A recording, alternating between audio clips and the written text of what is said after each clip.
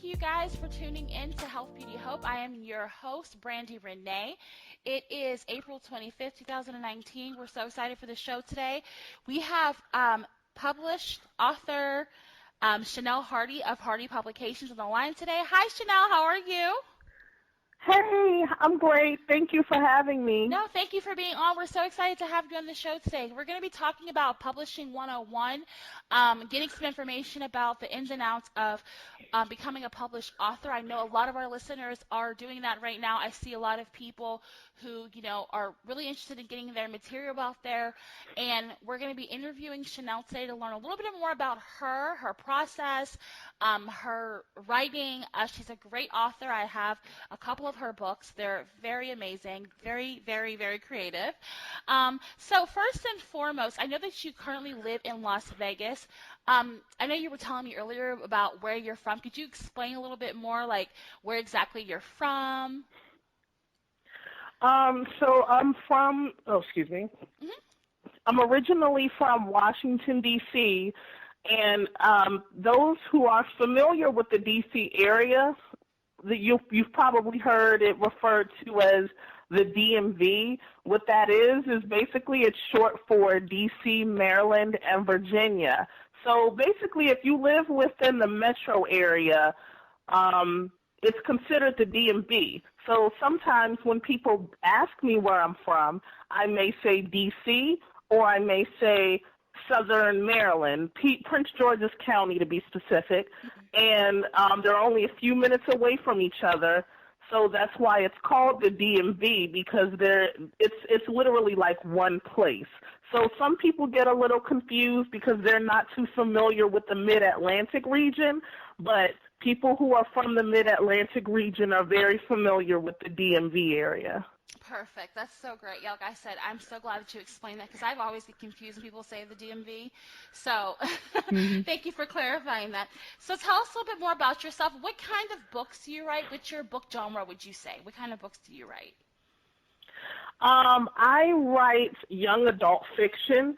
And okay, so first, actually, I write in two different genres. Mm-hmm. I write young adult fiction, which is my primary. What that is it's basically fiction that is geared toward teenagers. I don't really like the term young adult because it makes it sound like college students, but that's more along the lines of new adult. Young adult is basically for teenagers, I'd say, between the ages of like 13 and 18. Okay. So that's pretty much what I write. We'll probably get into this a little later, but I just recently started writing erotica, but under erotic romance to be specific, under a new pen name, December Davenport. I keep it separate from my young adult work for professional reasons. Absolutely. So, yeah, I write erotic romance and I write young adult, but my platform centers around Chanel Hardy, which is my young adult work. Perfect. I got you. So there's a difference between, like, say, Twilight and 50 Shades of Grey. Yes. Oh, yeah. Perfect example right there. Gotcha. Okay, perfect. So what is the passion behind what you do? So I've had a love for writing pretty much my whole life. Mm-hmm. When I was in middle school, me and my friends used to write fake stories about us and our social circles and the boys we had crushes on. Mm-hmm. So I guess in a way you could call it fan fiction about our own lives. That's what we used to do. Cool. So, I've always had a love for writing and reading too. I've loved to read for as long as I can remember.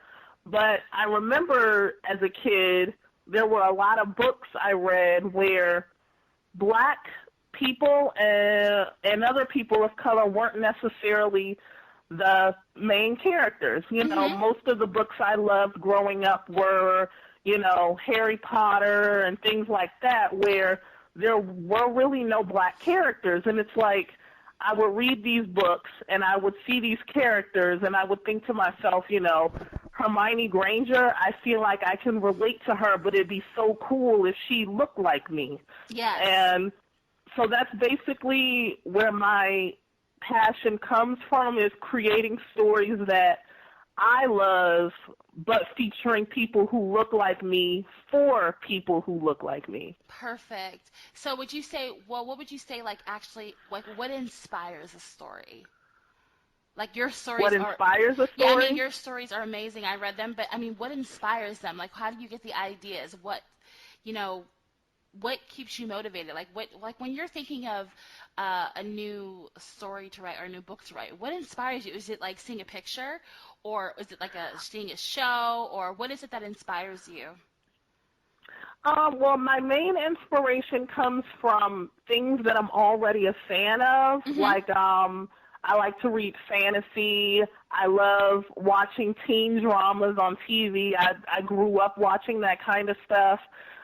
So it's a mixture of things that I'm already a fan of, Mhm. and you might not hear this a lot, but music as well. Like, certain songs are actually really good inspiration for story ideas. Mm. And so, yeah, there's music, photos too, actually. Photos can be very good inspiration. Some of my covers, I'll take some time browsing iStock. You're probably familiar with iStock, where Yes. you buy royalty-free images and videos. Mhm. I'll browse some of those photos and I'll see an image and I'm like, oh man, like, this feels like a story about, like a teenage girl getting turned into a werewolf or a witch or something like that. Yeah. So yeah, I get my inspirations from music, images, just interests that I've had for a very long time. Very cool.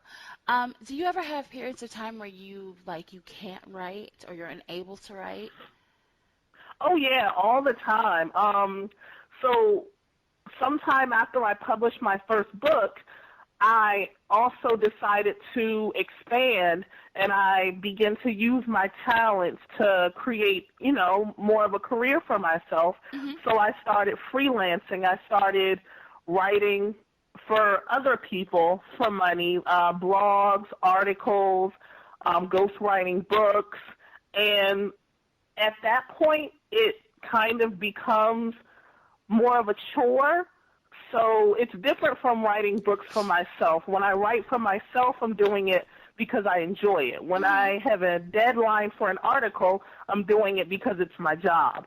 So there are times where, yeah, it gets a little overwhelming and you have to deal with deadlines, and it's not always so fun when it's a job, but at the same time, I'm doing something I'm good at, and I'm doing something I love. So, that old saying, when you do what you love, it never feels like work, that's true. Mhm. However, there are times where it does feel like a job, and you do want to just go an entire day where you don't want to see a book, you don't want to open your laptop. Yeah. I've had that kind of week where I'm just like, okay, no laptop. I just want to binge watch CSI all day and eat cookies. That's it. I don't want to read a book. That's it. I don't want to answer any emails. Yeah. I understand that completely. You just want to turn your brain off and just like not think about Mhm. anything. But typical about being creative is even when you're watching an episode of CSI, I'm sure you're getting ideas Oh about a yeah, of story. course. So when you have these like droughts where you're unable to work or you can't, you just have like writer's block. How do you center yourself to get back into it? Like how do you have like a mantra? Do you have a something that you do to just get you back into the mode of writing creatively again? Um, well, one thing I've learned during my writing journey is never to force it. If it's not there, Hmm. it's not there. It'll come when it comes. And I'll have ideas and I'll spend a lot of time daydreaming and just basically making mental notes. And I'll think to myself, okay, I don't have the energy to really go any further with this, so I'll just let it stay in my mind until I feel like I'm ready to go somewhere with it. Hmm. And yeah, usually I never force it. If it's there, okay. If it's not, then I just leave it alone until it's time. And when you're a writer, there's always an idea. Yeah. So it never lasts for too long. And as I mentioned before, music is really good inspiration for writing. Like, I don't know if you're familiar with like Paramore, right? Yes, I love Yes. Paramore. So you know that song Decode by them that was on the Twilight Yes, of soundtrack? course. Yeah, so I was listening to that song recently and I'm just like, this song is really like, it's making me feel like I feel my characters in this song. So it's like Oh, I wow. also get, inspiration from that. And so have you ever heard anyone say like you're listening to music like you're single and you're listening to an R&B song and it makes you think of like a boyfriend you don't actually have? It's Yes. kind of like that. Like Yeah. Lemonade. Lemonade had me breaking up with my man that I didn't have. Yeah. Like I was ready to call Yep, him and it's cuss him like out. that. Yep, Got you. that's where the inspiration comes from. Makes It's like, sense. I don't know who this person is, but he's cheating on me. So now I gotta write a story about a girl who's getting cheated on. Got you. That makes total sense.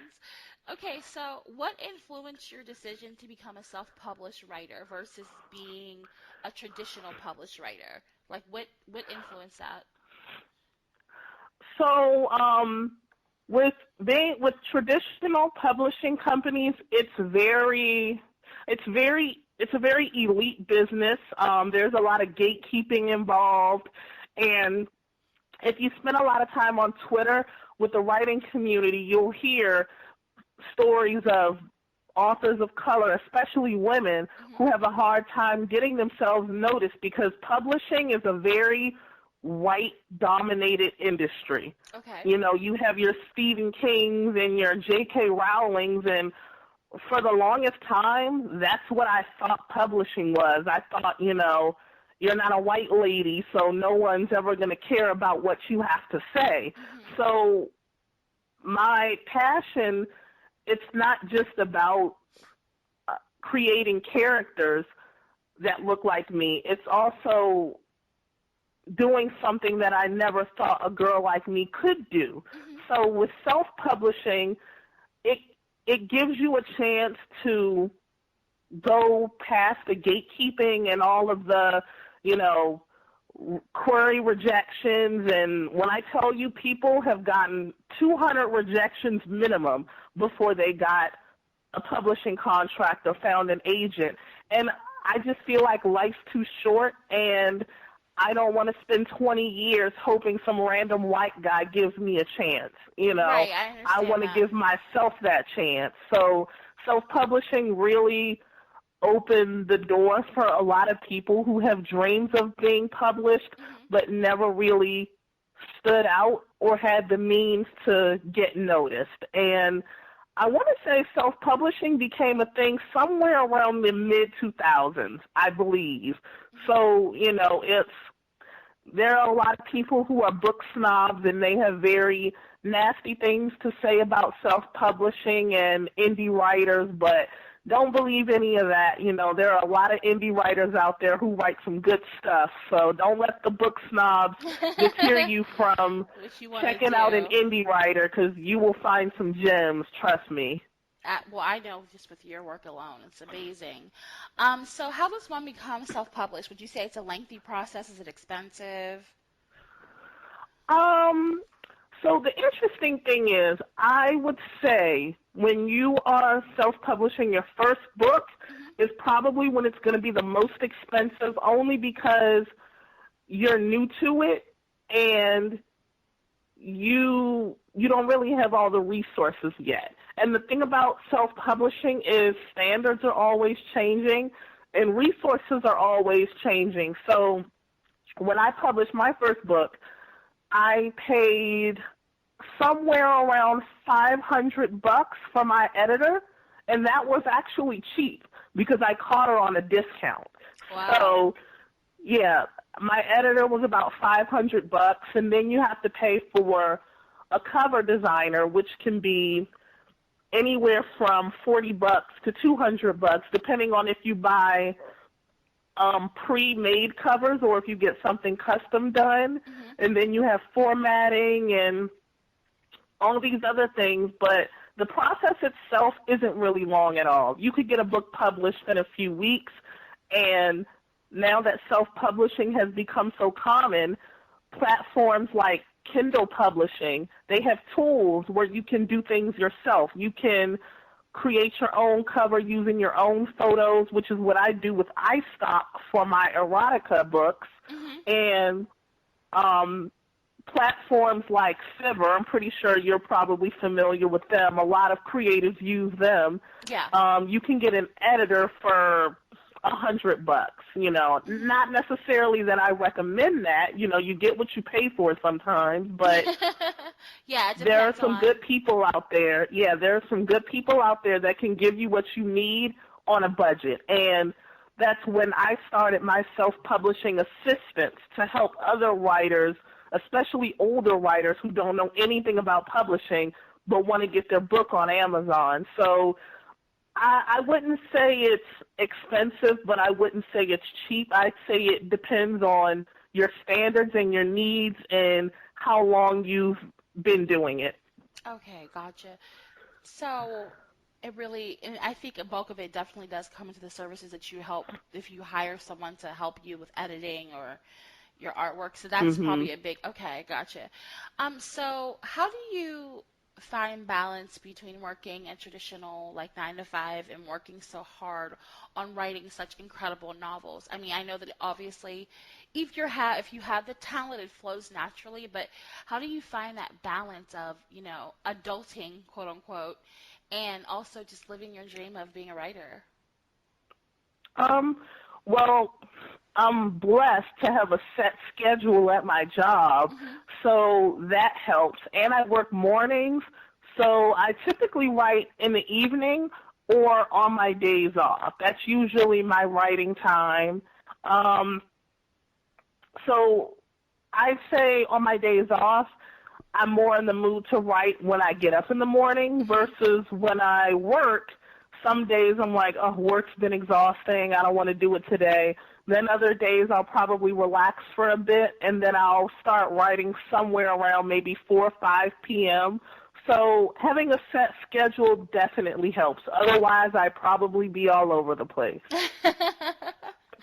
So just having that balance is basically about just Mhm. having order and organization to what you're trying to do and practicing those, I see what you're saying. Yeah, Okay. having a steady day job really helps. And also, I kind of want to backtrack a little. When you Sure. asked me about the cost of self-publishing, I forgot to mention the most important thing, which also goes back to the difference between self-publishing and traditional publishing, marketing.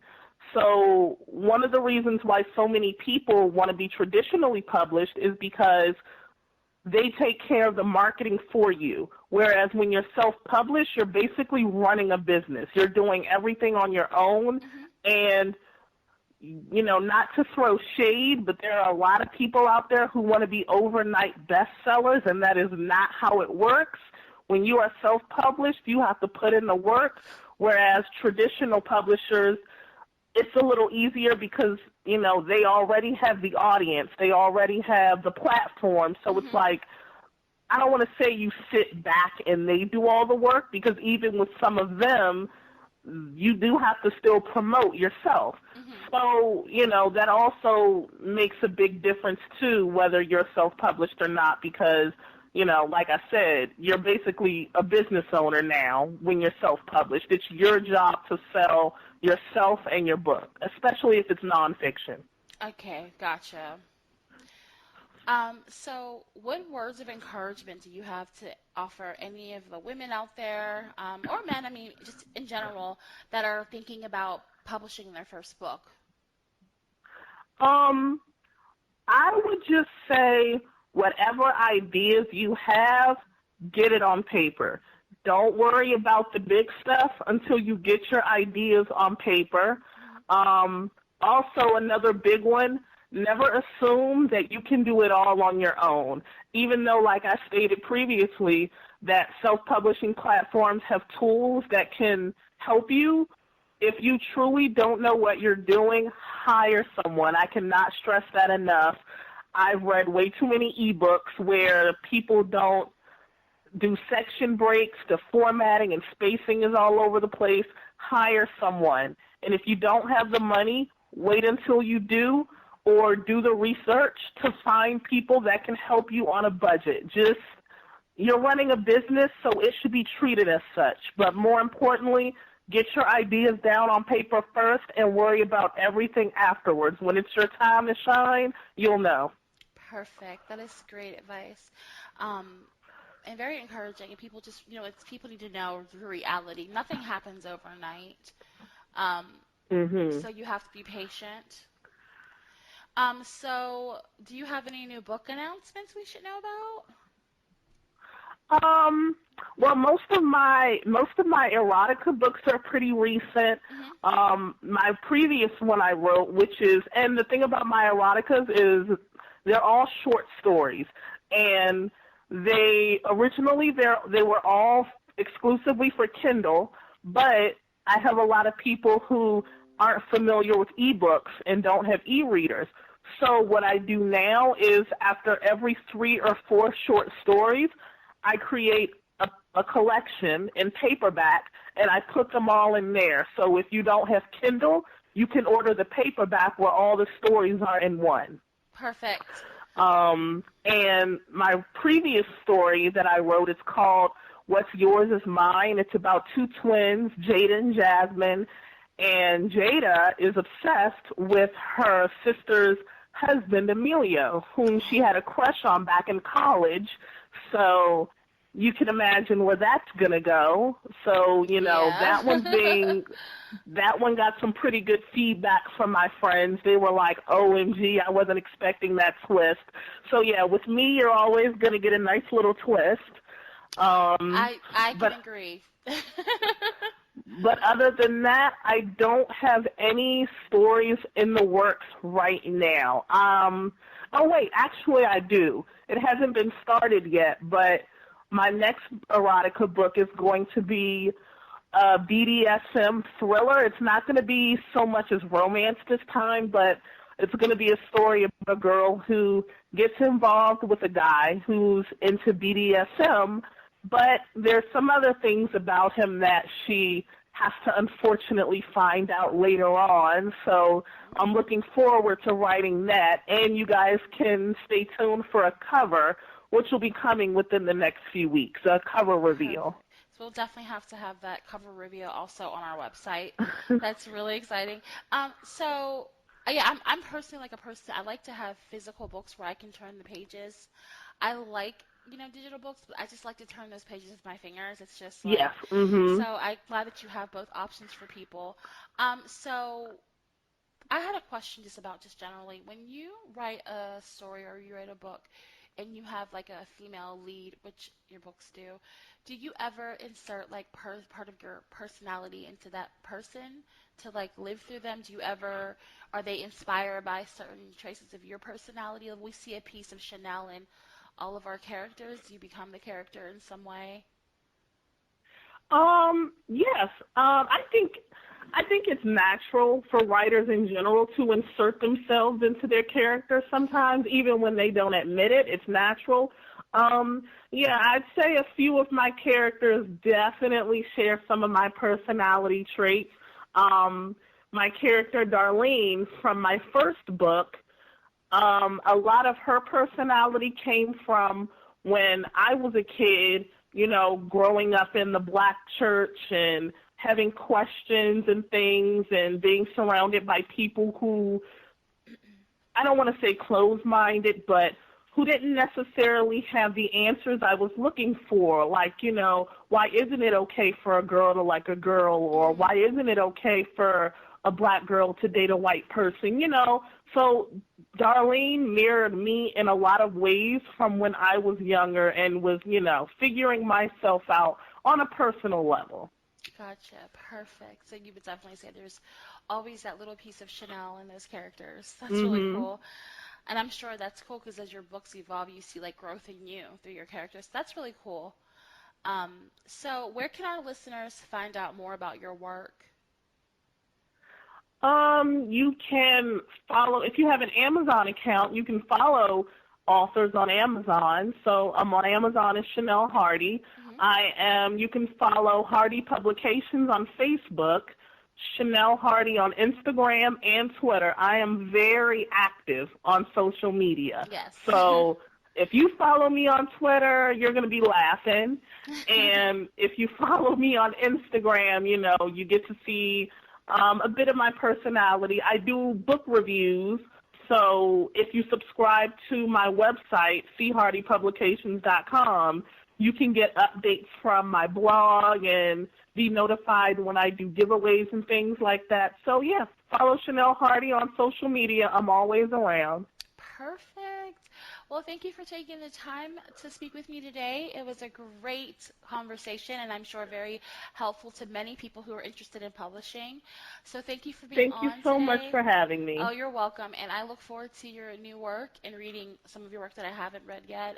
You're an incredible talent, and I am very sure we are going to be hearing from you for a long time. So you have a good day. And guys, thank you so much for listening and tuning into our second show. I hope it was great for you.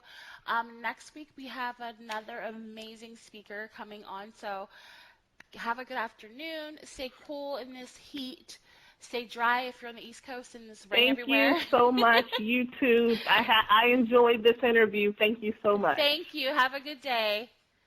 You Bye, too. guys. Bye-bye.